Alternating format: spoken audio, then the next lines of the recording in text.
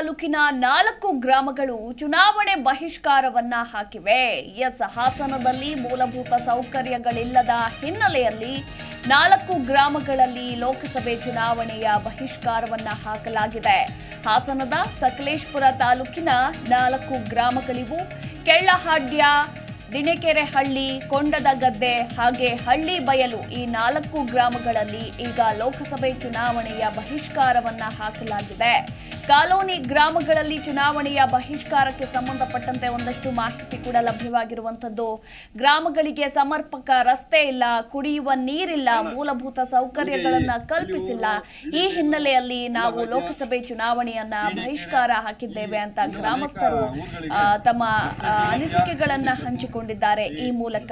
ಇನ್ನು ಮೂಲಭೂತ ಸಮಸ್ಯೆಯ ಜೊತೆಗೆ ಕಾಡಾನೆ ಹಾಗೂ ಕಾಟಿ ಸಮಸ್ಯೆ ಇಲ್ಲಿ ಅತಿ ಹೆಚ್ಚಾಗಿ ನಮಗೆ ತೊಂದರೆ ಕೊಡ್ತಾ ಇದೆ. ಇದಕ್ಕೂ ಕೂಡ ಯಾವುದೇ ಪರಿಹಾರವನ್ನ ಕಲ್ಪಿಸಿಕೊಟ್ಟಿಲ್ಲ. ಈ ಬಗ್ಗೆ ಜನಪ್ರತಿನಿಧಿಗಳು ಹಾಗೆ ಅಧಿಕಾರಿಗಳ ಗಮನಕ್ಕೆ ತಂದ್ರೂ ಕೂಡ ಅವರು ಕ್ಯಾರೆ ಅಂದಿಲ್ಲ. ಹೀಗಾಗಿ ಸಮಸ್ಯೆಗಳಿಗೆ ಪರಿಹಾರ ಕಲ್ಪಿಸದ ಹಿನ್ನೆಲೆಯಲ್ಲಿ ಇದೇ ಏಪ್ರಿಲ್ 26ರಂದು ನಡೆಯಲಿರುವ ಲೋಕಸಭಾ ಚುನಾವಣೆಯ ಬಹಿಷ್ಕಾರವನ್ನ ನಾವು ಹಾಕಿದ್ದೇವೆ ಅಂತ ಚುನಾವಣೆ ಬಹಿಷ್ಕಾರ ಅಂತ ಹೇಳಿ ಗ್ರಾಮದ ಹೊರಗೆ ಬ್ಯಾನರ್ ಅನ್ನ ಕೂಡ ಹಾಕಿ ಈ ಮೂಲಕ ಲೋಕಸಭೆ ಚುನಾವಣೆಯ ಬಹಿಷ್ಕಾರವನ್ನ ಹಾಕಿದ್ದಾರೆ. ಕೆಳ್ಳಹಾಡ್ಯ, ದಿಣೆಕೆರೆಹಳ್ಳಿ, ಕೊಂಡದಗದ್ದೆ ಹಾಗೆ ಹಳ್ಳಿ ಬಯಲು ಗ್ರಾಮಸ್ಥರು ಹಾಸನದ ಸಕಲೇಶಪುರ ತಾಲೂಕಿನ ಈ 4 ಗ್ರಾಮಗಳಲ್ಲಿ ಈಗ ಲೋಕಸಭೆ ಚುನಾವಣಾ ಬಹಿಷ್ಕಾರವನ್ನ ಹಾಕಲಾಗಿದೆ. ಗಮನಿಸ್ತಾ ಇದ್ದೀರಾ ದೃಶ್ಯಾವಳಿಗಳಲ್ಲಿ ಬ್ಯಾನರ್ ಅನ್ನ ಹಾಕೋದ್ರ ಮೂಲಕ ಲೋಕಸಭೆ ಚುನಾವಣೆಯ ಬಹಿಷ್ಕಾರವನ್ನ ಹಾಕಿದ್ದಾರೆ ಗ್ರಾಮಸ್ಥರು.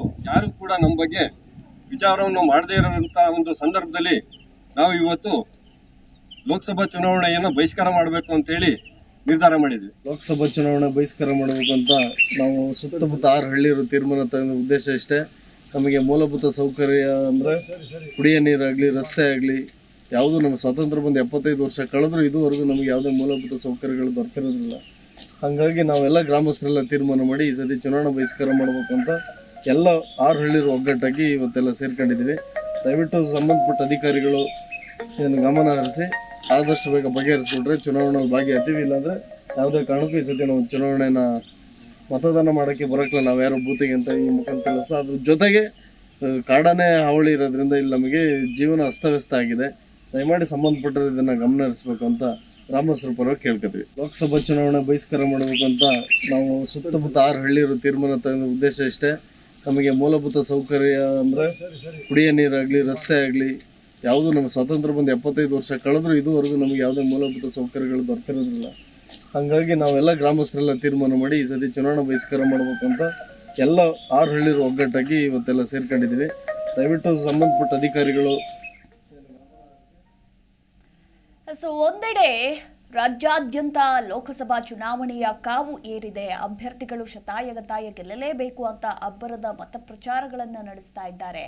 ಇನ್ನು ತಮಗೆ ಮತಗಳನ್ನ ನೀಡಿ ಅಂತ ಮತದಾರನ ಬಳಿ ಮನವಿಯನ್ನ ಮಾಡ್ಕೊಳ್ತಾ ಇದ್ದಾರೆ. ಇದೇ ಸಂದರ್ಭದಲ್ಲಿ ಈಗ ಹಾಸನದ ಸಕಲೇಶಪುರ ತಾಲೂಕಿನ ಈ 4 ಗ್ರಾಮಗಳಲ್ಲಿ ಲೋಕಸಭೆ ಚುನಾವಣೆಯ ಬಹಿಷ್ಕಾರವನ್ನ ಹಾಕಿದ್ದಾರೆ.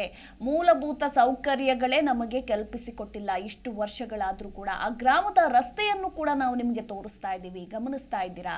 ಗ್ರಾಮಗಳಿಗೆ ಸಮರ್ಪಕ ರಸ್ತೆಯ ವ್ಯವಸ್ಥೆ ಇಲ್ಲ ಇಷ್ಟು ವರ್ಷಗಳಾದ್ರೂ ಕೂಡ. ನಾವು ಯಾವಕ್ಕಾಗಿ ಮತಗಳನ್ನ ನೀಡಬೇಕು ಅವರಿಗೆ? ನಮಗೆ ಸರಿಯಾದಂತಹ ಮೂಲಭೂತ ಸೌಕರ್ಯಗಳನ್ನ ಕಲ್ಪಿಸಿಕೊಡೋದಿಲ್ಲ. ಯಾವ ಕಾರಣಕ್ಕಾಗಿ ನಾವು ಅವರಿಗೆ ಓಟ್ ಹಾಕಿ ಗೆಲ್ಲಿಸಬೇಕು ಅಂತ ಹೇಳಿ ಕಿಡಿಕಾರಿದ್ದಾರೆ ಗ್ರಾಮಸ್ಥರು. ಗಮನಿಸ್ತಾ ಇದ್ದೀರಾ ಆ ಗ್ರಾಮಗಳ ರಸ್ತೆಯನ್ನ ಕೂಡ ನಾವು ನಿಮಗೆ ತೋರಿಸ್ತಾ ಇದ್ದೀವಿ. ಗ್ರಾಮಗಳಿಗೆ ಸಮರ್ಪಕವಾದಂತಹ ರಸ್ತೆನೇ ಇಲ್ಲ. ಮಳೆಗಾಲ ಬಂತು ಅಂದ್ರೆ ಇಲ್ಲಿ ಕಥೆ ಮುಗೀತು ಅಂತಾನೆ ಅರ್ಥ. ನಿಜಕ್ಕೂ ಕೂಡ ಈಗೇನೋ ಬೇಸಿಗೆ ಓಕೆ, ಬಟ್ ಮಳೆಗಾಲದಲ್ಲಿ ಯಾವ ರೀತಿ ಈ ರಸ್ತೆಯಲ್ಲಿ ಹೋಗೋದು ಅನ್ನೋದನ್ನ ನೆನೆಸ್ಕೊಂಡ್ರೇನೆ ಭಯ ಆಗುತ್ತೆ ಅಂತಾನೆ ಹೇಳಬಹುದು. ಶಾಲಾ ಮಕ್ಕಳು ಇರ್ತಾರೆ, ವಿದ್ಯಾರ್ಥಿಗಳಿರ್ತಾರೆ, ದಿನನಿತ್ಯ ಕೆಲಸಕ್ಕೆ ಹೋಗೋರು ಇರ್ತಾರೆ. ಅವರೆಲ್ಲ ಹೇಗೆ ಜೀವನ ಸಾಗಿಸ್ತಾರೆ ಇಲ್ಲಿ ಅಂತ ಈ ಕುರಿತಾಗಿ ಹೆಚ್ಚಿನ ಡೀಟೇಲ್ಸ್ ಅನ್ನ ಕೊಡ್ತಾರೆ ನಮ್ಮ ಪ್ರತಿನಿಧಿ ಸಂತೋಷ್. ಈಗ ಸಕಲೇಶಪುರ ತಾಲೂಕಿನ 4 ಗ್ರಾಮಗಳಲ್ಲಿ ಲೋಕಸಭಾ ಚುನಾವಣೆಯ ಬಹಿಷ್ಕಾರವನ್ನ ಹಾಕಿದ್ದಾರೆ.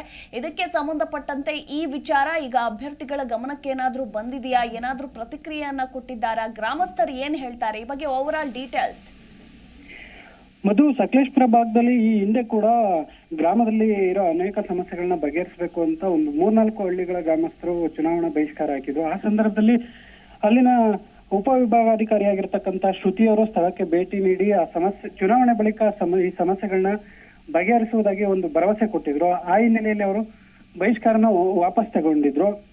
ಈಗ ಮತ್ತೆ ಇವತ್ತು ಸಕಲೇಶಪುರ ತಾಲೂಕಿನ 4 ಗ್ರಾಮಗಳಲ್ಲಿ ಅಂದ್ರೆ ಕೆಳ್ಳಹಾಡ್ಯ, ದೀಣೆಕೆರೆ ಮತ್ತೆ ಕೊಂಡಗದ್ದೆ, ಹಳ್ಳಿಬೈಲು ಕಾಲೋನಿ ಸೇರಿದಂತೆ ಇನ್ನಿತರ ಗ್ರಾಮಗಳಲ್ಲಿ ಅಲ್ಲಿನ ಪ್ರಮುಖ ಸಮಸ್ಯೆಗಳು ರಸ್ತೆ ಸಮಸ್ಯೆ ಆಗಿರ್ಬೋದು, ಮತ್ತೆ ಕಾಡಾನೆ ಸಮಸ್ಯೆ ಈ ಸಕಲೇಶಪುರ ಭಾಗದಲ್ಲಿ ಪ್ರಮುಖ ಸಮಸ್ಯೆಯಾಗಿ ಪರಿಣಮಿಸಿರುವಂತ ಕಾಡಾನೆ ಹಾವಳಿ ತಡೆಗಟ್ಟಬೇಕು ಅನ್ನೋ ನಿಟ್ಟಿನಲ್ಲಿ ಒಂದಷ್ಟು ಬೇಡಿಕೆಗಳನ್ನ ಇಟ್ಟು ಈ ಸಮಸ್ಯೆಗಳು ಬಗೆಹರಿದಿಲ್ಲ ಅನ್ನೋ ಕಾರಣಕ್ಕೋಸ್ಕರ ಚುನಾವಣೆ ಬಹಿಷ್ಕಾರ ಹಾಕಿದ್ರು.